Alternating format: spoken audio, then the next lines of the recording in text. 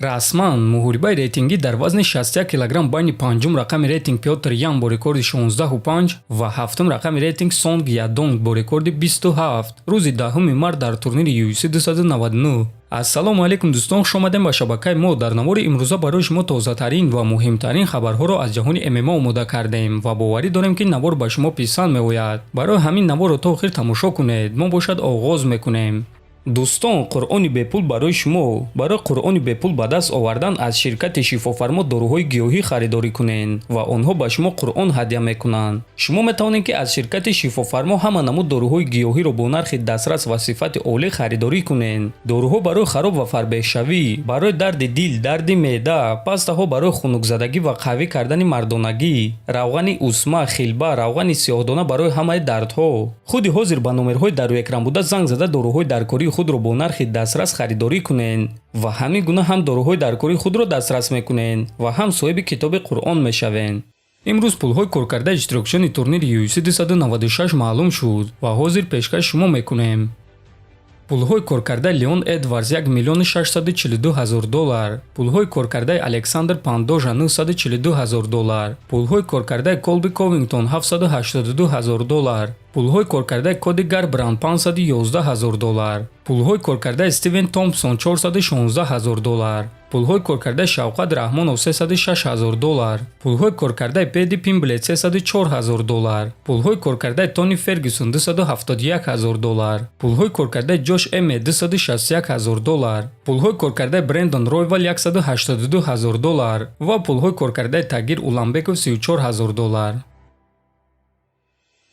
шаби гузашта президенти UFC Дана Вайт дар пресс-конференсия оиди ояндаи Тони Фергюсон фикрашро баён кард. ман мехоҳам ки Тони Фергюсон карьераи худро ба анҷом расонад. имрӯза Тони Фергюсон чунин ба назар мерасид. гӯё вақти он расидааст ки карьераи худро ба анҷом расонад. Тони ҷангвари ҳақиқӣ буд ва дар ин варзиш ӯ ба монанди ҳайвони ваҳшӣ буд ва ман ноэҳтиромии худро ба ӯ нишон додан намехоҳам. вақте ки дар назди ҳама мегӯм ки ӯ бояд карьераи худро ба анҷом расонад, аммо ман мехоҳам ки ӯ ин корро кунад. фикрҳои ман оиди ӯ ана ҳамин гуна аст, гуфтааст Вайт. ва дӯстон, бояд қайд кард ки ин аллакай ҳафтум мағлубияти пайдарҳам дар карьераи Фергюсон шуд ва ин гуна мағлубиятҳои пайдарҳам дар вазни сабук рекорд аст. рекорд дар мағлубиятҳои пайдарҳам. довталаби пешина барои камарбанд Колби Ковингтон боварӣ дорад ки дар муҳориба зидди Леон Эдвардс ғолиб шуд ва ҳамчунин ба дигар варзигари топи вазни худ визов дод. фикр мекунам ки ман сеюм, чорум ва панҷум раундро гирифтам. ӯ ба ман ягон гуна зарар расонда натавонист. ман боварӣ доштам ки барои ғолиб шудан ҳама корро кардам, аммо доваро ягон вақт маро ғолиб намебинанд. онҳо маро бад мебинанд, чунки ман Доналд Трампро дастгирӣ мекунам ва ҳамаи одамони имрӯз дар толор ҷамъшуда Трампро бад мебинанд. кори шудагӣ шуд. акнун ман зидди як шахс ҷангидан мехоҳам ки оиди ман бисёр суханҳои ноҷо гуфт. ин шахс Стивен Томпсон аст. ҳама ӯро шахси хуб мешуморанд, аммо ӯ оиди ман бисёр суханҳои паст гуфт ва ман мехоҳам ки ӯ ин суханҳои худро дар октагон ба худи ман гӯяд, гуфтааст Ковингтон.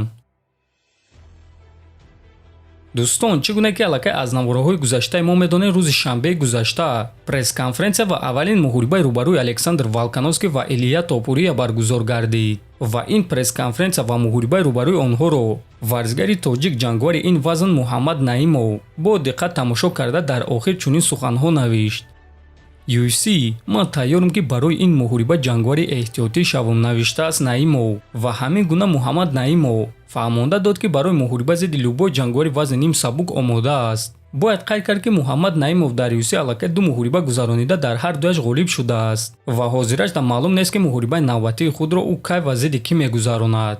дар ҳамин ҷо дӯстон, навори мо ба анҷом мерасад. фикру ақидаҳотонро нависен, ҳатман дар канали мо обуна шавен. то боздид, хонободу сарбаланд бошен.